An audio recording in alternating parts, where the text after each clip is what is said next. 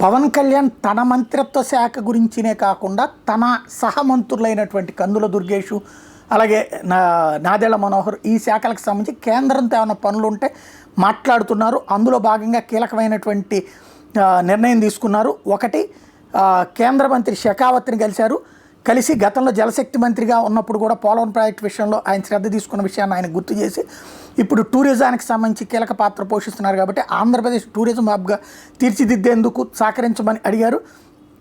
ఆ దిశగా అనేక ప్రాజెక్టులు రూపకల్పన చేస్తున్నామని ప్రకటించారు. ఆంధ్రప్రదేశ్కి సుదీర్ఘమైన తీర ప్రాంతం ఉంది. పర్యాటక రంగ అభివృద్ధికి విస్తృత అవకాశాలు ఉన్నాయి. గండికోట లాంటి వారసత్వ ప్రాంతాలను పర్యాటక ప్రాంతాలుగా అభివృద్ధి చేయొచ్చు. ఏపీలో పలు కీలక పర్యాటక ప్రాజెక్టులు అమలు చేయబోతున్నాం. ఆ ప్రాజెక్టులకు కేంద్రం నుంచి సహాయ సహకారాల గురించి షెకావత్తో చర్చించాము. ఆయన కూడా చాలా సానుకూలంగా స్పందించారని ప్రకటించారు. పర్యాటక రంగంలో 7 ప్రాజెక్టుల మీద ప్రతిపాదనలు అందించాం. ఆంధ్రప్రదేశ్కి 975 కిలోమీటర్ల సుదీర్ఘ సముద్ర తీర నేపథ్యంలో ఈ ప్రతిపాదనలు ఇచ్చాం. గండికోట ఇండియన్ గ్రాండ్ క్యానియల్గా అభివృద్ధి చేయొచ్చు. రాష్ట్రంలో పర్యాటక విశ్వవిద్యాలయం పెట్టాలని కూడా కోరాం అన్నటువంటి విషయాన్ని ప్రకటించారు. కేంద్రంతో మాట్లాడి ఎప్పటికప్పుడు కావాల్సినటువంటి వాటిని తీసుకొచ్చేటటువంటి పని, అందులో టూరిజం డెవలప్మెంట్ మీద పవన్ కళ్యాణ్ సీరియస్గా కాన్సన్ట్రేట్ చేస్తున్నారు. ఏదైతే ఎండోమెంట్ టూరిజం అన్నటువంటి దానికి ఉపయోగం ఉంటుందన్నటువంటి దాని మీద దృష్టి సారించారు.